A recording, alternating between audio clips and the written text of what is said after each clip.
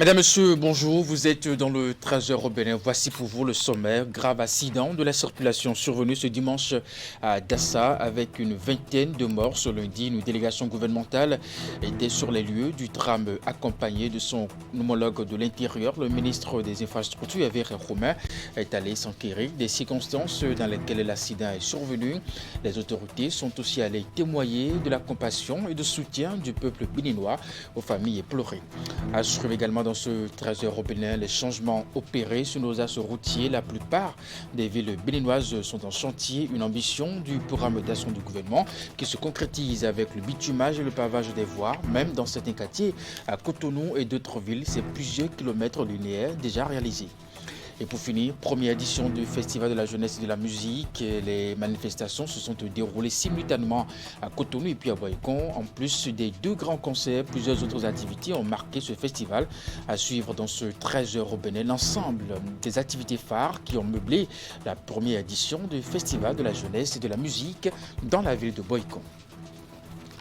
Et voilà pour le sommaire de ce 13h au Bénin. À nouveau bonjour et bienvenue si vous nous rejoignez.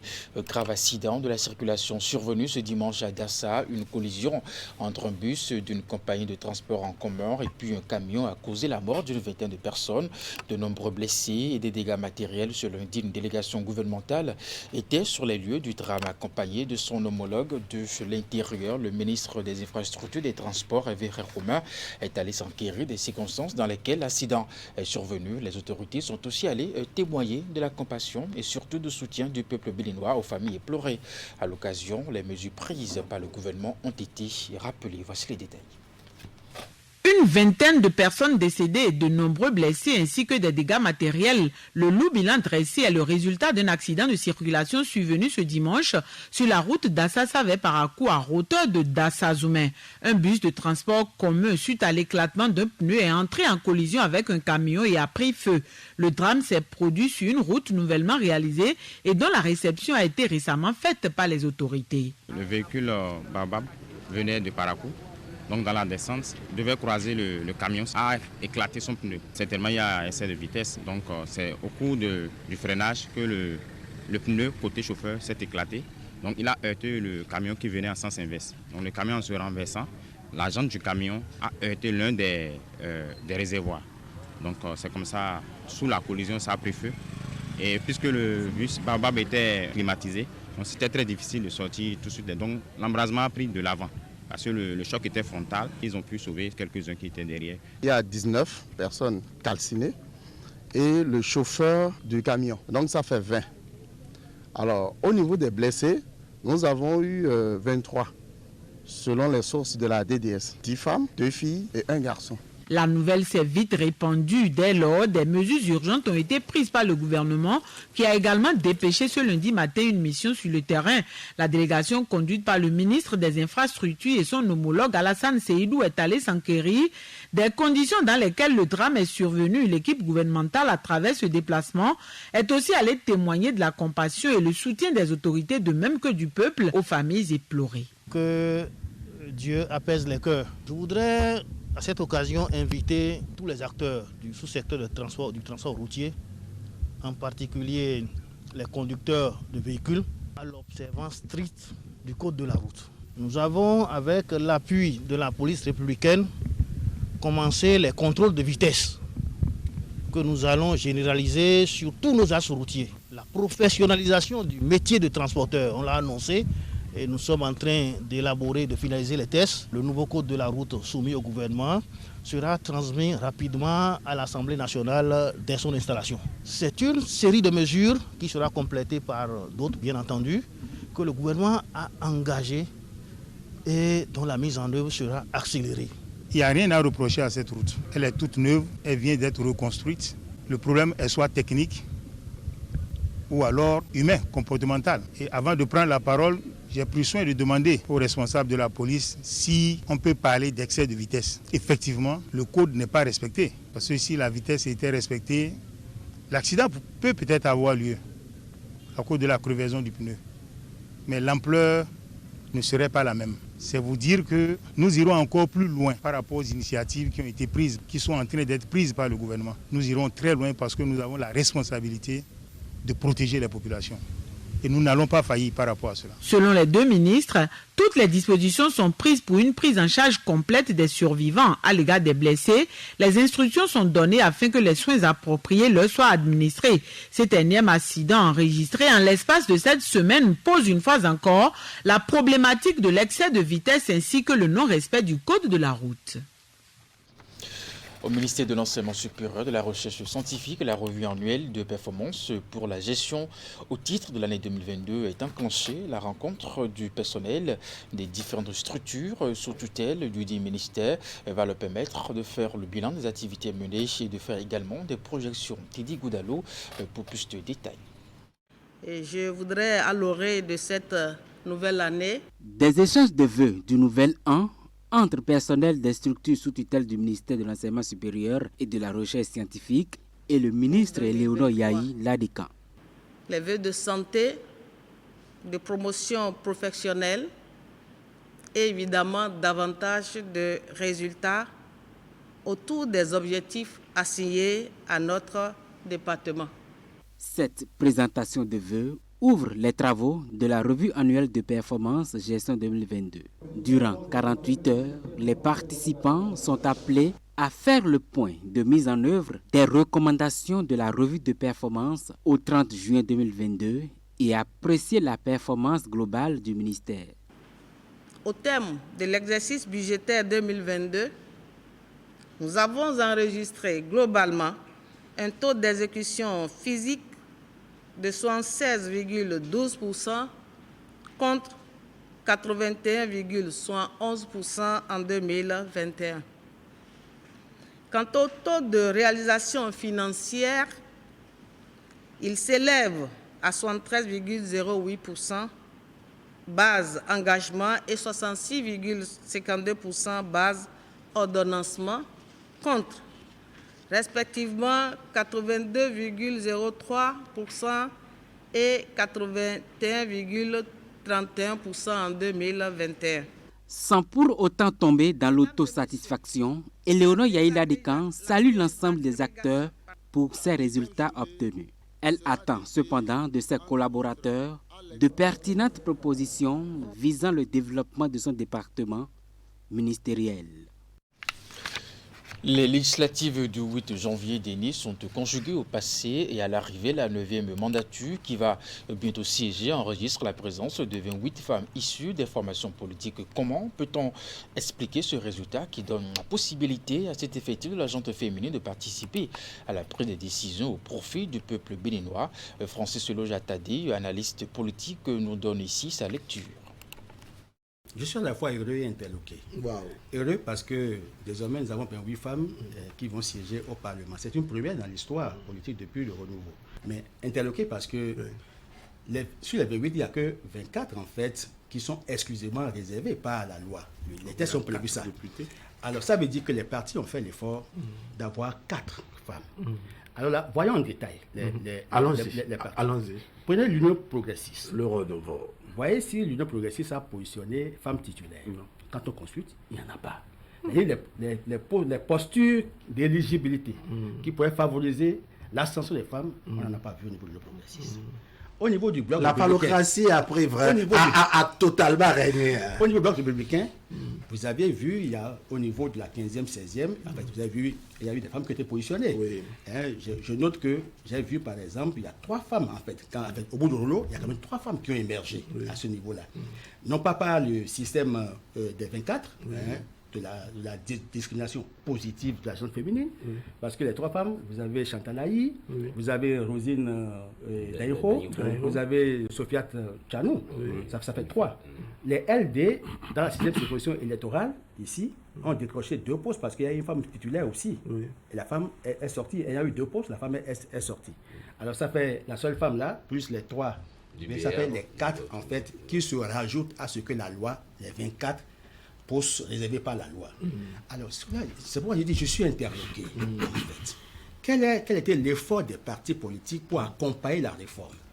Il y a le sentiment que nous sommes dans la masculinisation, évidemment, de la politique.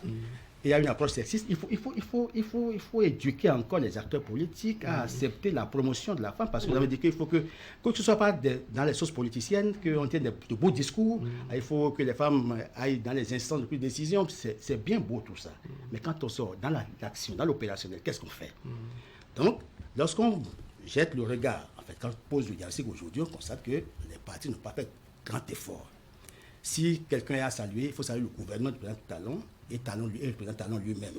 Parce que c'est l'inspiration qui est venue du chef de l'État et de son gouvernement qui a permis d'aller à l'inscription de la composante discrimination positive qui a permis d'avoir les 24 femmes. Tout ça fait 25% de l'effectif.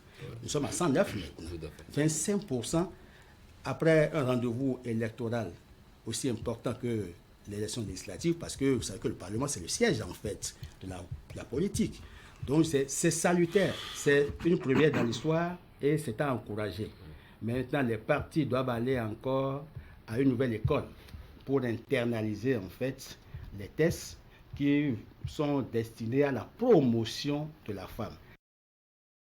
Et puis voilà, dans la suite de ce trésor bénin, je vous l'annonçais en titre, la plupart des villes béninoises sont en chantier, une ambition du programme d'action du gouvernement qui se concrétise véritablement avec le bitumage et le pavage des voies, même dans certains quartiers, à Cotonou et d'autres villes, c'est plusieurs kilomètres de linéaire déjà réalisés. À Chambon, Henri Ganti pour les images. La ville de Cotonou se métamorphose progressivement grâce au programme d'action du gouvernement. Ces 3 dernières années, elle affiche un nouveau visage grâce au projet asphaltage. Ils ont beau changer Cotonou.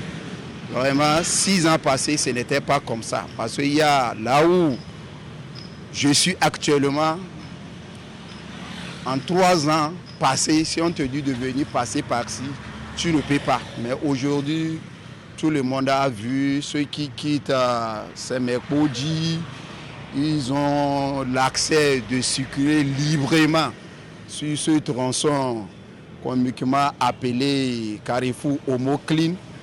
Avant, ce n'était pas comme ça. Nombre de rues et de routes dans les grandes villes figurent dans la première phase du projet. Plusieurs linéaires ont été réalisés un peu partout. Sur toute l'étendue du territoire national et pour le programme, on parle de programme asphaltage parce qu'il y a plusieurs projets à l'intérieur. C'est en tout 650 km, en tout. La première phase, nous avions prévu faire environ 200 km. Plus précisément, ce qui a été lancé en appel d'offres, c'est 195 km, ce qui représente autour de 30%. In fine, à la fin, nous en avons fait 205 km, tout en restant dans le budget et avec la qualité que vous voyez. Donc, dans chaque ville, les linéaires diffèrent. À Cotonou, nous en avons environ 70 km à Cotonou. Et dans chaque autre ville, nous en avons parfois 20 km, parfois 15 km, 14 km et 9 km, 10 km. Le programme d'action du gouvernement a prévu une deuxième phase d'asphaltage qui va commencer bientôt. Toutes les dispositions sont prises pour que les chantiers ne connaissent pas de ralentissement. En tout, 22 000 arbres ont été mis en terre dans le cadre de ce projet. Nous avons également des équipements de sécurité. Nous avons ce que vous avez vu là, signalisation au sol, les panneaux de police pour réguler le trafic. Il y a aussi les feux tricolores vert, jaune, rouge, qui ne sont pas, elles, encore installées. Le fournisseur qui doit fournir l'entreprise adjudicataire de ce lot a eu des difficultés, si bien que la pose de ces feux tricolores a été décalée. Mais d'ici la fin de l'année, au plus tard début de l'année prochaine, on pourra enfin recevoir ces feux tricolores qui sont prévus dans le projet pour réguler la circulation. Et ces feux tricolores seront posés sur les axes où nous avons identifié que c'est un peu accidentogène à l'approche des écoles, des centres de santé, des lieux de culte où il y a un regroupement important de personnes. Et Cotonou et les autres grandes villes seront plus propres encore, présentant ainsi les apparats de villes modernes. Les étalages des vendeurs de liqueurs et autres canettes à la fin de cette période de fin d'année sont encore remplis de produits invendus, une mévente généralisée à Nati Tengou et qui plonge ainsi plusieurs commerçants dans des situations désagréables, des produits bientôt avariés et qui n'ont jusqu'ici pas trouvé de preneur. À quoi va servir le stock invendu et comment les commerçants vont-ils faire face à cette situation au lendemain de ces fêtes de fin d'année? Élément de réponse dans ce reportage. Nous sommes à plusieurs jours après les fêtes de fin d'année et les stands et boutiques de vente de boissons et autres canettes, initiés pour accompagner les populations dans les périodes de fête, sont encore remplis de produits dans la ville de Nati Tengou. Bon, sincèrement, cette année, comme on le dit, ça n'a pas du tout donné.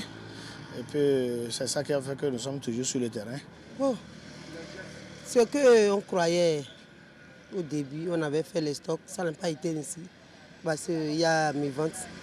Et de telle manière que le marché n'a pas été ainsi. Bon, en tout cas, on remercie Dieu quand même, comme nous sommes sur pied, Dieu fera. Une mévente en effet qui plonge ces commerçants dans des situations compliquées. Bon, le reste là, on se débrouille jusqu'à fin février, mars. Donc on essaye de vendre ça un peu jusqu'à ce que Dieu va dire. Et si on va vendre. Un véritable casse-tête qui pousse à prendre certaines décisions défavorables, surtout à quelques jours de la date de péremption des produits. Et quand il y a les impayés, nous avons des canettes, surtout les canettes qui périment très tôt. Et nous sommes obligés de faire appel à des boutiques qui sont proches de nous pour les manifestations, pour les mariages, les baptêmes que les gens organisent. On est obligé de livrer ça à vil prix. Même parfois, on vend ça au prix où nous avons acheté, parfois en dessous de ça. Il arrive des fois même, nous vendons ces produits au prix d'achat, des fois même moins du prix d'achat. Donc, nous cherchons seulement à récupérer le capital. Donc, on voit que la date vient là, on est obligé de diminuer le prix pour vendre ça, pour que les gens achètent. Pour que je là devant un peu, quoi. Pour les liqueurs qui peuvent encore attendre un peu, l'on peut les vendre à crédit ou à vil prix, quitte à ne pas tout perdre. Les liqueurs, nous les mettons dans les boutiques. Nous les mettons dans les boutiques et puis nous faisons appel aussi à nos clients fidèles. On n'arrive pas à écouler tout, mais bon, on fait le maximum. La plupart prennent du crédit et ils payent un peu, mais parfois ils ne payent même pas parce que nous avons des crédits qui datent un peu. Parce que tu es obligé de vendre pour ne pas que la date de péremption prenne ça. À cet effet, le directeur départemental du commerce et de l'industrie et son équipe font des descentes inopinées sur le terrain. Nous assurons une veille permanente dans le sens de protéger les consommateurs béninois qui sont établis sur notre territoire. Les fêtes sont terminées, les contrôles inopinés ne sont pas terminés. Après quelques jours, nous allons encore redescendre sur le terrain.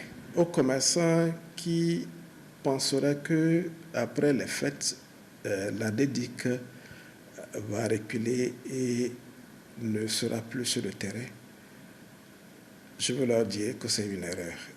Ils n'ont qu'à se préparer à nous recevoir. Voilà pourquoi certains sont parfois obligés de consommer eux-mêmes ces produits ou de les partager avec des proches. Non, les produits, on les garde de préhension. Donc, est-ce qu'on peut conserver? Si la date vient là, donc ça veut dire que c'est une fête. Donc, tu es obligé de consommer. Tu es obligé de consommer. Comment on va faire? Parce que les choses là, il y a ça, les dates de préhension. De telle manière qu'il y a les gens qui viennent contrôler les dates. Si on ne vend pas jusqu'à la date de promotion, d'abord, à la veille, nous pouvons partager ça avec nos amis pour boire. Si on ne peut pas, on enterre ça pour ne pas avoir de problèmes avec les clients. Parce que 91% des clients contrôlent la date de promotion. En tout cas, la probabilité de vendre à vil prix ou de consommer soi-même est forte, vu tout ce qui est encore sur les étalages et dans les boutiques. Une situation qui pose une fois encore le réel problème de la morosité constaté dans le pays. Nous allons terminer avec la première édition du Festival de la jeunesse et de la musique FEGEM. Les manifestations se sont déroulées simultanément à Cotonou et puis à Boïcon.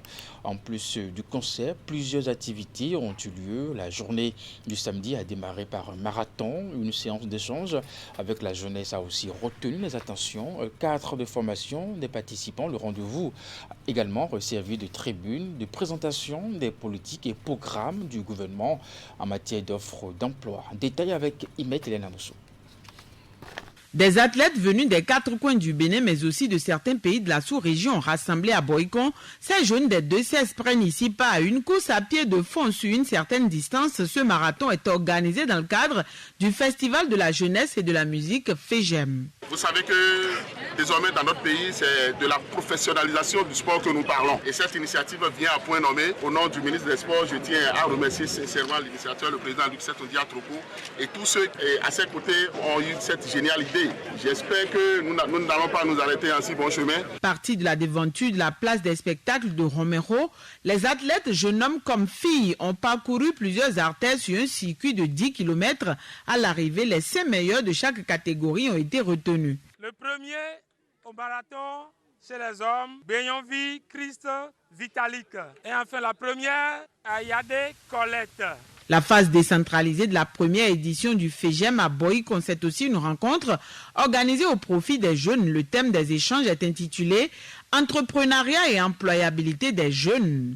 Cadre de formation des participants, le rendez-vous a également servi de tribune de présentation des programmes et politiques du gouvernement, surtout en matière d'offres d'emploi. Dans la vie, il faut apprendre à se battre. Pour entreprendre, il ne faut jamais mettre l'argent. Le premier capital pour entreprendre, c'est une information, c'est une idée. Et l'idée doit vous conduire à quelque chose. Et pour entreprendre aussi, il faut s'organiser. S'organiser pour être informé. Et pour s'organiser et réussir, il faut renoncer à soi-même. Renoncer à soi-même, c'est accepter le sacrifice, c'est accepter tout ce qu'il faut pour avancer, pour évoluer. Dans notre ministère, nous avons mis en place également au niveau de toutes les communes du Bénin des classes socio-éducatives. Donc ces classes-là sont des classes pour renforcer les capacités des jeunes filles dans des domaines d'activités particuliers, par exemple la couture, la coiffure. Donc ces jeunes filles sont formées dans ce domaine. Au bout du processus, notre ministère les accompagne à s'installer. Donc on leur donne des équipements parce qu'on c'est sûr que point de début, ces jeunes filles n'ont pas la capacité financière, n'est-ce pas, à acquérir du matériel. Donc on les équipe et on les aide à s'installer. Donc c'est une action qui se fait sur toute l'étendue du territoire et également. Initiative de la Fondation Luc Setondia à Troco en collaboration avec la Fondation Magic System, le Festival de la jeunesse et de la musique a duré 3 jours. Les manifestations visent à favoriser le développement des talents du peuple béninois dans les domaines du sport, de la musique, de l'art et de la danse. De nombreux partenaires ont soutenu l'événement.